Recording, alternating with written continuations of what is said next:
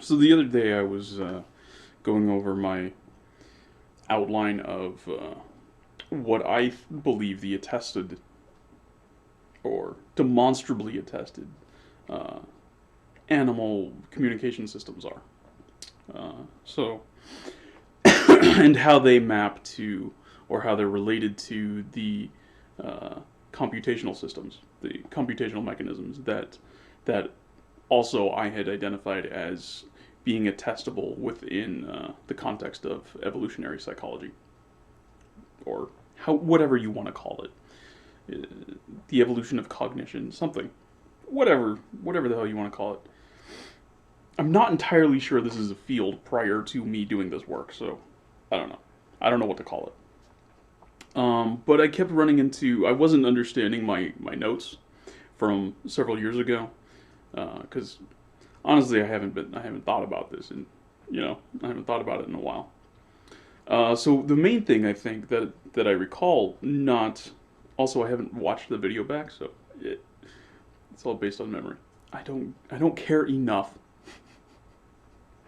to be super nitpicky. That's also part of why none of these videos where I'm sitting in this chair wearing this shirt in this spot with a jiggly camera at 640 by 480 full VGA resolution. Uh, I don't edit these videos, right? Because I don't care that much. If nobody watches them, I don't care. If they only get thumbs down and everybody hates it, I don't care. It's not about you. It's not about that. Fuck you. Anyway, yeah. So the thing I remember having an issue with was what I meant by morpheme form. So I recalled after shooting the video and uploading it, I recalled what that actually referred to. So it first comes up in my notes, talking about and going from the simplest to the simplest communication systems up to human language. The simplest would be a jarban, and that's just innate morphemes, so that's just instinctual communication. And then there's fin rank for arthropods. This is attested in eusocial bees, and that takes jarban and it adds onto it the ability to concatenate these innate morphemes into larger structures, which can convey information. So there's some memory that's programmable, but it's only operating over these innate morphemes. Uh, and then the third one, this is where the morpheme form came out for the first time, is in birds, humkok. So this is the idea behind this is you take jarban and you add onto it the ability to change the shape of the morphemes. Their meanings can't change. So the example here is mockingbird song, or like the territorial or mating sort of ritual songs that the mockingbirds have. I don't know that this is characteristics of full mockingbird communication, but of this aspect of it at least. Um, so what's happening there is basically like as they're growing up, they learn, little snippets of, bird song and frog calls and car alarm sounds and whatever these little things, and 3-4 seconds, not very much. They just grab a little bit, and usually they triple it. They do it more than once, and then they go on to something else. And usually it's tripled, doubled to quadrupled, but usually tripled. Um, yeah, so they'll take this little snippet and map it onto that pattern. So the meaning of all of this doesn't change, right? This is a very systematic, structured song by the Mockingbirds. It's innate. The structure of it, the meaning of it, that's innate. The thing that they're allowed to change is the details of these little snippets that they plug in, right? So the form of these morphemes, not the meaning, not the way that they're connected together. So morpheme union, the thing that the bees are able to do in order to communicate where the pollen is, how far away, what direction, all this, allegedly, them doing that, they're able to take these innate morphemes and stick them together in a certain way to get some larger signal, some larger communication. The Mockingbirds, at least this aspect of Mockingbird song, cannot do that. It's the structure, the overall structure, the overall semantics, that's set. You're not able to stick things together in a novel way to get new meanings, to get anything like that. But Eleanor, the programmable sort of memory thing, what Eleanor is doing here is changing the shape of the little pieces of the signal. Right. And the way this contrasts with mammals, so like prairie dogs, they are able to come up with names for new things. So it is a unique morpheme with unique semantics, but the overall form of it is one syllable. One syllable repeated, usually 3 to 5 times. And this persists in mammalian communication systems all the way up into orangutans and gorillas and chimpanzees, right? You get the stereotypical, like, whoo, whoo, whoo, as monkey talk. That's actually kind of accurate. Right? Whoo is a syllable, and you're repeating it. And actually, if you listen to gibbons and chimpanzees and orangutans and gorillas, you hear them actually doing this. They do vary it up a little bit. Like you'll get some wah wah wah kind of things, and you'll get so the consonants and the vowels and the segmental aspect of the morpheme structure is malleable, but the form of the morpheme, the fact that it's a syllable, and that syllable is repeated usually 3 or some larger number of times, that is not malleable.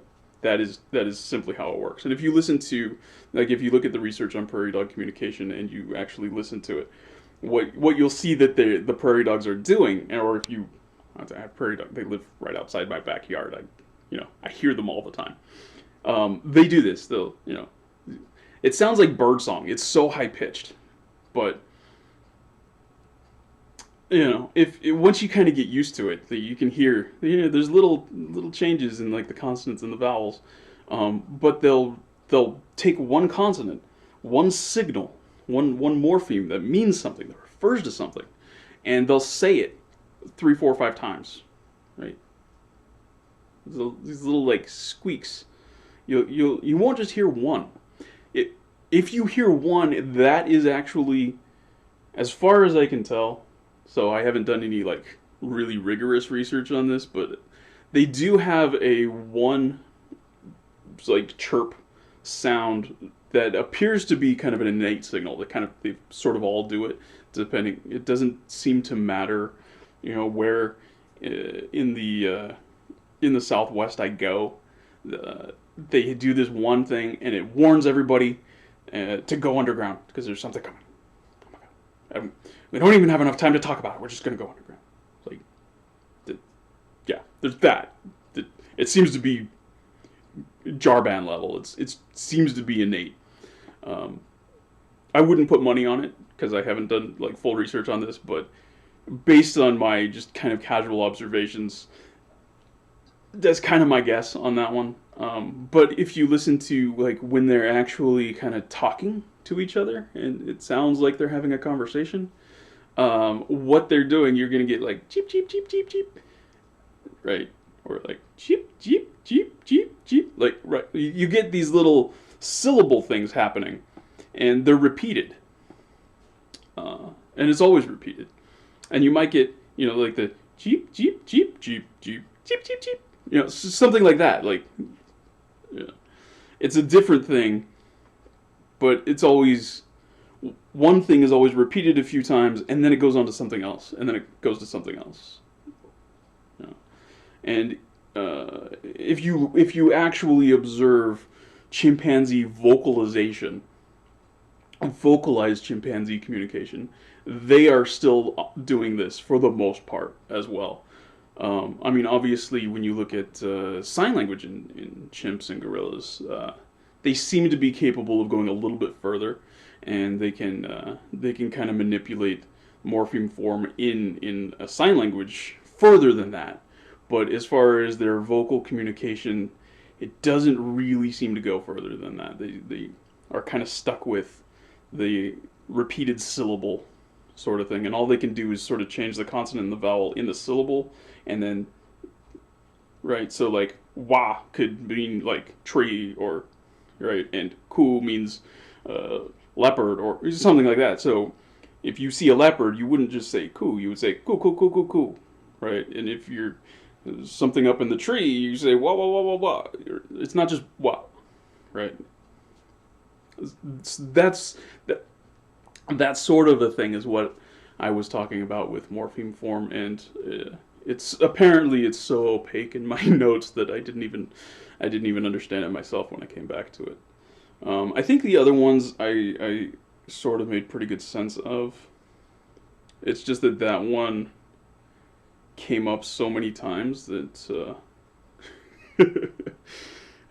yeah, I was having problems with that one. Yeah, so that's pretty much it for that, I think.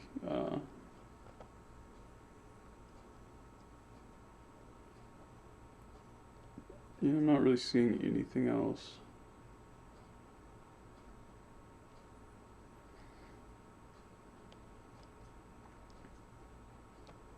Oh, yeah, this might be worth mentioning. So regarding the my argument against UG, I think it's a much stronger argument than almost anybody else makes. Generally, what you see is anti-nativists. They're like, "Oh, that's a stupid idea," and they don't really flesh out their criticism any further than that, which is a stupid argument. Like, really?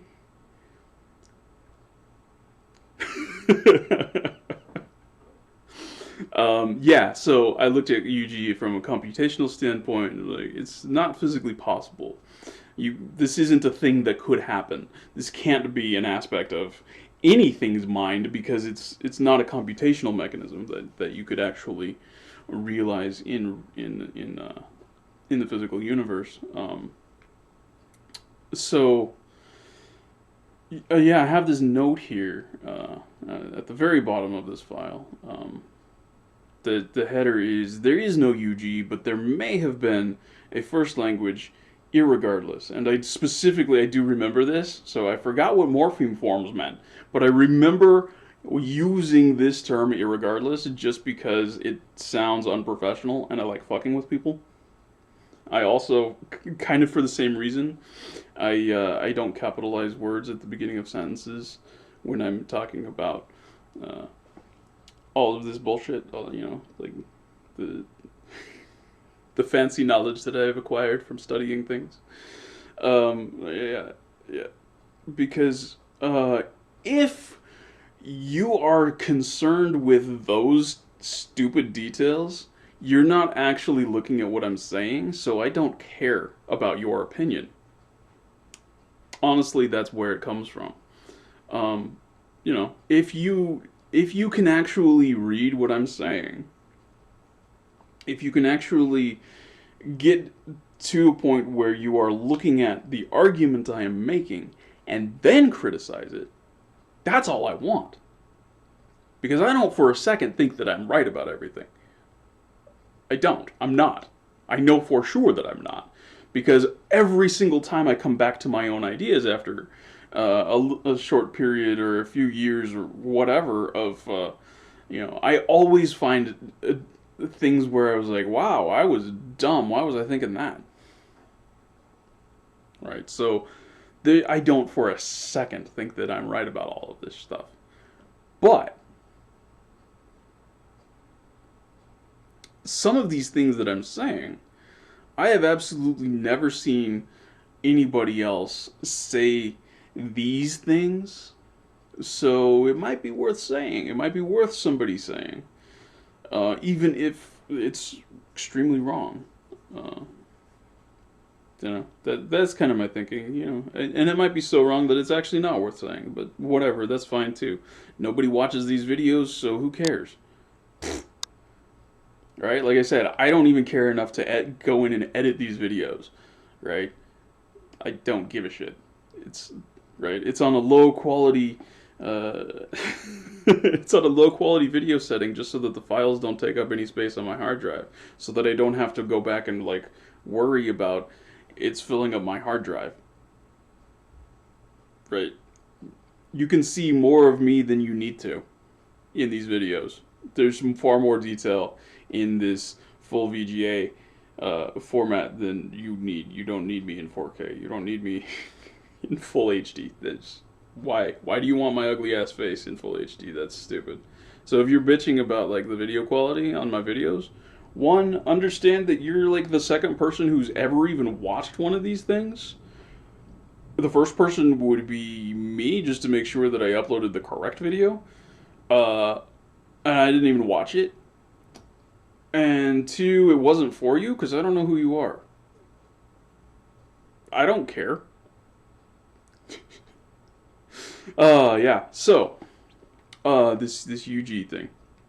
I'm just gonna read because I don't remember what I said here, so I can't even summarize it in anticipation. So I'm just gonna read what the hell I wrote. Right. So if there is no UG, I'm asserting that. But there may have been a first language, irregardless.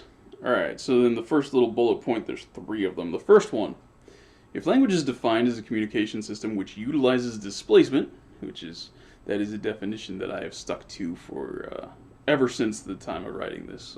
I still agree that is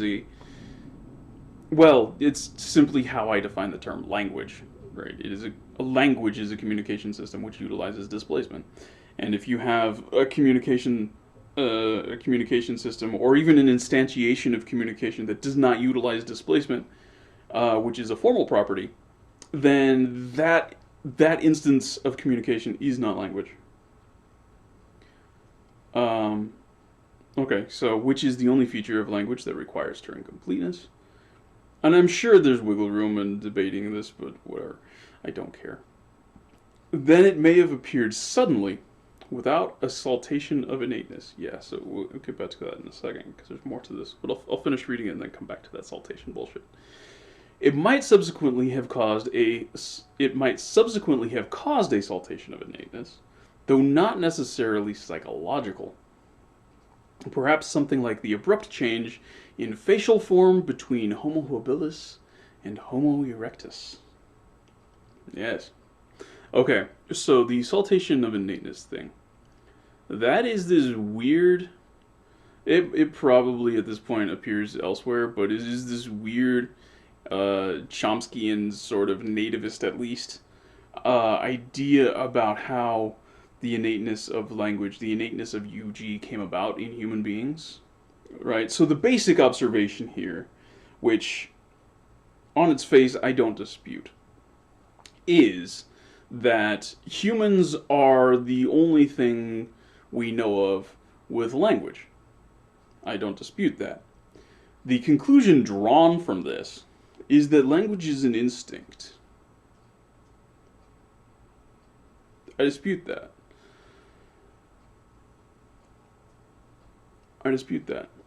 And as such, language is innate. There is some innate computational mechanism in the brain that is uniquely geared towards processing language. I dispute all of this bullshit. All of the conclusion, I dispute. The fundamental observation that humans are the only things with language, I do not dispute. So, in their feeble attempts to, well, it actually might be extremely clever. But, okay, so in attempts to keep this bullshit on the table,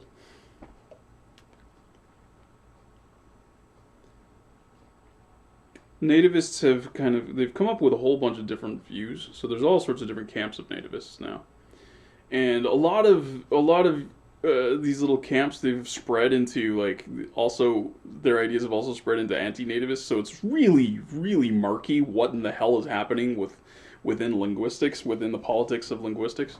So especially since I haven't even like touched it with a 10-foot pole in something like 4 or 5 years, I just don't care anymore.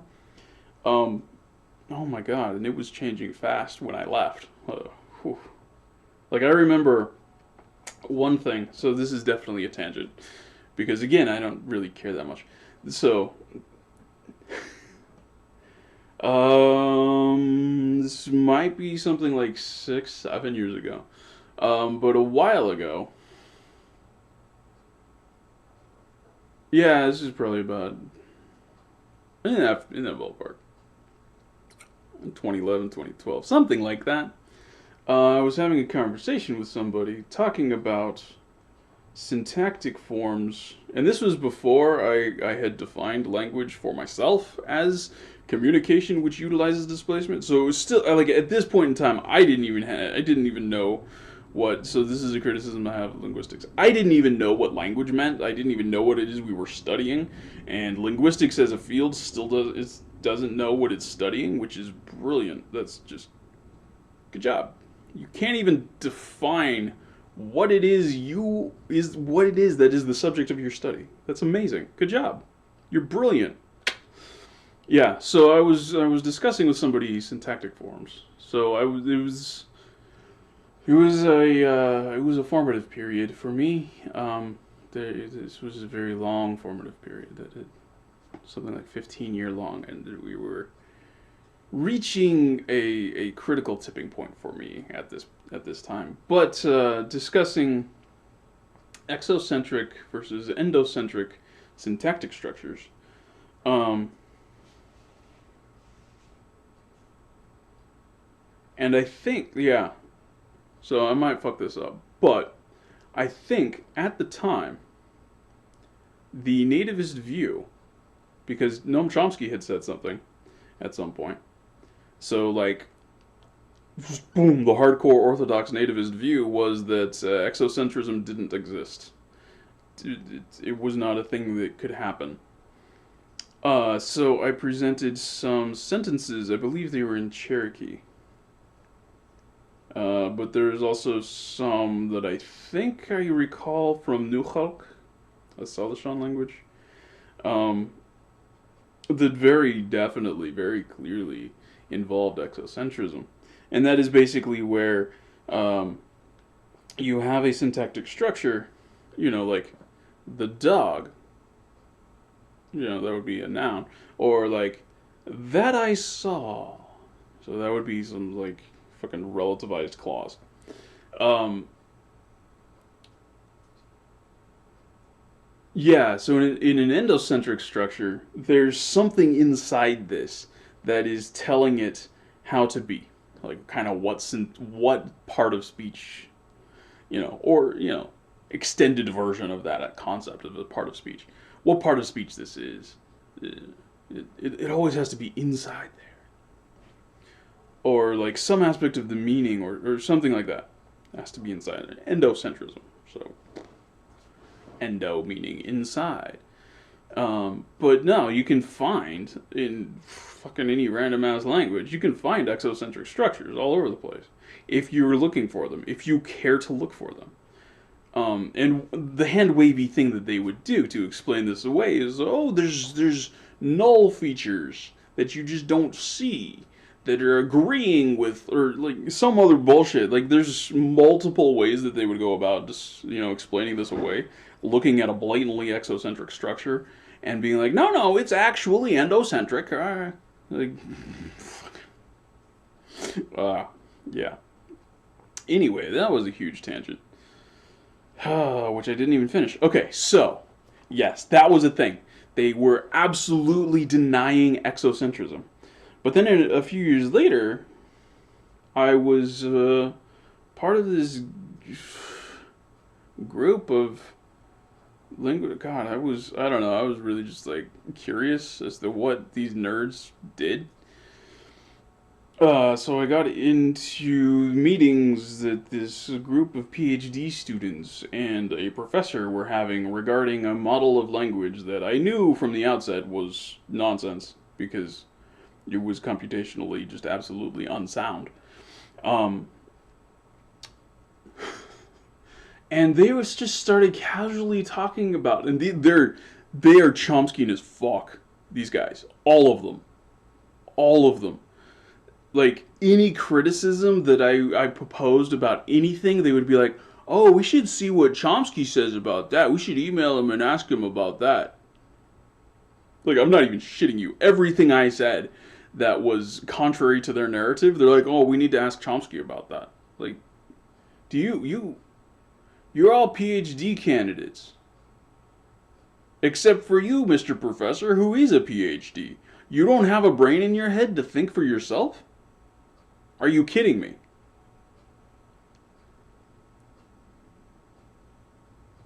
You're PhD candidates and a professor in this specific field, and you're incapable of thinking about a possible anything happening in that field that's outside of your expectations? You're incapable of analyzing a claim? Like, I don't care if you agree or disagree with me. I just find it amazing that you're unwilling to even attempt thinking about it without saying, "Oh, we need to ask the sage Noam Chomsky before we can come to a conclusion on this." What the fuck is wrong with you? Also, so yeah, devout nativists, and my experiences from a few years prior. Whoo, some of these same individual people actually were getting real upset at me for pointing out that there are actual instances of exocentrism in the data, right? And suddenly they're all just casually accepting it. I was like, wait. You cannot have this conversation casually with me in this room because some of you people just a few years ago were saying that I didn't know anything about what I was talking about because I pointed out exocentrism, and now you're just casually accepting it? What? What? And what turned out what happened was Noam Chomsky changed his mind. So they all changed their mind too. Like, they don't think for themselves. Oh my god, it's amazing. Anyway, okay, so this saltation of innateness thing. Whoo! Yeah, so this is a nativist concept, at least as far as I know, it's originally a nativist concept, which makes sense because we're talking about innateness. So, saltation of innateness. So, the idea here is that just suddenly humans could speak, humans could have language. It just happened. Um, and I find this idea ludicrous, but so it's hard for me to even conceptualize it enough to describe it or even hold it in my mind because it's so stupid. But the way I understand it, which God, I hope I'm wrong, because holy shit, this is retarded. There was a point in human history, so like modern humans, so like genetically, physically, behaviorally, except for language, modern humans, they did not have language. And just one day, suddenly they did. And somehow, like, or, it's evolution, it's science, right? So, like, an individual developed language and it spread and everybody had it, and blah. Like, and because language is good, that ended up conquering the world. Like, that species, which is indistinguishable in every way in the fossil record from modern humans, that species, the modern humans, completely dominated and wiped out all of the other ones somehow. Like, by what mechanism? How? What? What the hell are you talking about? Yeah, this is the way I understand saltation of innateness, and I really hope that my version of it is a straw man because that's fucking stupid. but I don't know that it's stupid enough to be obviously stupid to everyone. So my interpretation might not be a straw man. I don't know, but I find that that basic idea dumb. The saltation of innateness for language. Um, yeah, so here I'm saying language may have appeared suddenly without a saltation of innateness for language, but it might have subsequently caused a saltation of innateness, though not necessarily psychological. So what I'm saying here is, once we get language or something very close to it happening, that's going to actually motivate changes, particularly in like the facial structure of humans, human ancestors. What I was looking at really early on was, we know Homo habilis and Homo erectus kind of coexisted for a period, but Homo habilis seems to have, throughout the time that it existed, over the course of that time, its facial features are constantly changing. Whereas prior to it, you had the Australopithecines. Their facial features are very constant over millions of years, and this period after the Homo habilis, you get somewhat more stability. Like Homo erectus is the facial structure is quite stable for a very long time afterwards, but Homo habilis, sitting here for something not very long relative to these other species, its facial structure, early Homo habilis, looks quite a bit different from later Homo habilis. Something is changing here. Something is happening. And by the time you get to Homo erectus, a lot of the vocal tract architecture is now modern or extraordinarily close to modern, much closer than uh, previously, and it's suddenly stable for something like 1.5 million years. Whereas Homo habilis was rapidly changing away from basically a chimpanzee phase that Australopithecus had. So what I think is happening here is you got language, or something very similar to language, is present, and that is actually driving processes that are shaping the face, uh, particularly shortening the snout, making it so you don't need to use as much energy in order to flap your jaw, right? You also see, you get the teeth get smaller, so they're lighter. The jaw gets a little bit more petite. It's less robust. Homo erectus jaw is extraordinarily robust, like beefy, massive compared to a modern human jaw. But all of the musculature, all of the anchor points for the muscles are exactly the same, and that's different from Homo habilis and the Australopithecines and the Ardipithecines and chimpanzees, these other groups that are closely related to us. Uh, the muscle anchor points are a little bit different. There's things that are different prior to Homo erectus, but from Homo erectus to us, they're basically exactly the same. Like there's no change in the musculature. There's no change in what's happening there. Really, all that's happening is the face is flattening.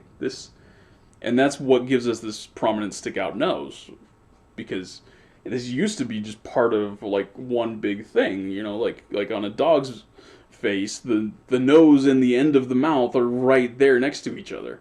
They're not, there is nothing protruding. It's not like a human nose that sticks out. That's a relatively unique feature of humans, that the protruding nose. Um, so I'm kind of coming up with an explanation for all sorts of weird things like this and like protruding chin. It's because the teeth came back. It's because you want this to be able to move faster and faster and faster, and if you make it lighter and you bring it in closer, it's easier to move it up and down. So, but the where the chin is, it's holding muscles for the tongue and things like this. So it's at the same exact point where it was for Homo erectus, but the teeth moved in. to make it easier for the tongue to get to all of the articulation points and easier for the jaw to be moved around. Like, it costs less energy to do that. Those sorts of things. So you get, I think you get something. It's not quite a saltation of innateness, but it's certainly a very rapid sequence of events that, because language or something very similar to language is happening as a behavior, as a systematic behavior across the species, you get this sort of thing happening. It's not psychological so much necessarily. I'm sure there are a few innate psychological things occurring, but for the most part, the really prominent things and the things you can find looking at the archaeological record is the way the bones are changing. Right. So there's something innate changing there. All right. Anyway, the next bullet point: there might be a smooth progression from Hukmu, the using of arbitrary morphemes, to Farlak, concatenating the arbitrary morphemes. They still have, because this is mammalian, they still have the single consonant form, like I was mentioning at the beginning of the video. Up to language, concatenating arbitrary morphemes with displacement, which is something like, what are you doing, where what and doing go together, but there's a separation with are you, right? There's this other piece of signal that we kind of have to process separately. We smash what and doing together, and then we bring the whole thing together. So you have this, there's a displacement. There's something segregating what and doing from each other. They're displaced from each other. That's all displacement is, and that's the feature that, in my terminology, that's what defines language. That the presence of that sort of a thing. But there very well may not have been. If displacement offers substantial advantages to symbol concatenation, then it might not be introduced gradually after being discovered, but instead explode onto the scene, completely changing human communication in an instant.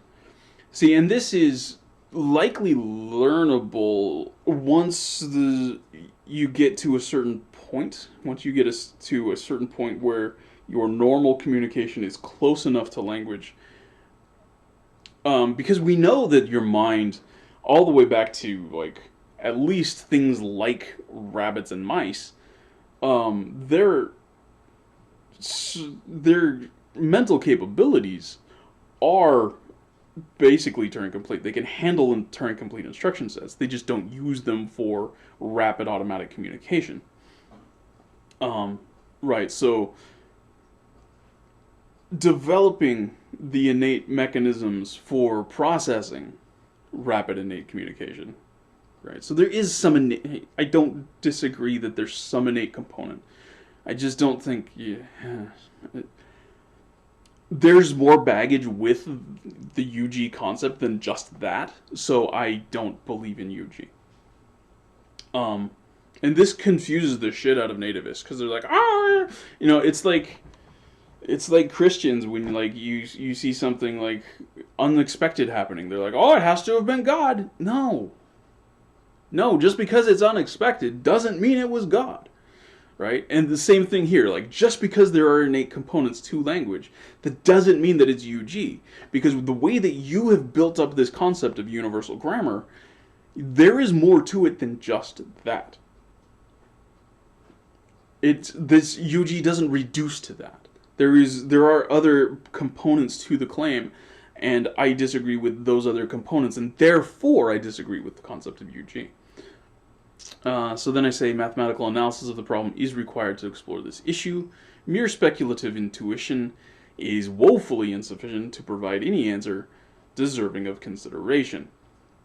And I absolutely stand by that. I have not done this mathematical analysis, so the bullshit that I am spewing right now is not something that you should be taking to heart. It is not...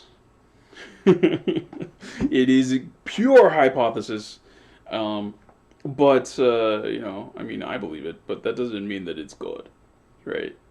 And that also doesn't mean that I'm not willing to, I absolutely am. I'm absolutely willing to look at the evidence and be like, oh, fuck, I was really, really wrong.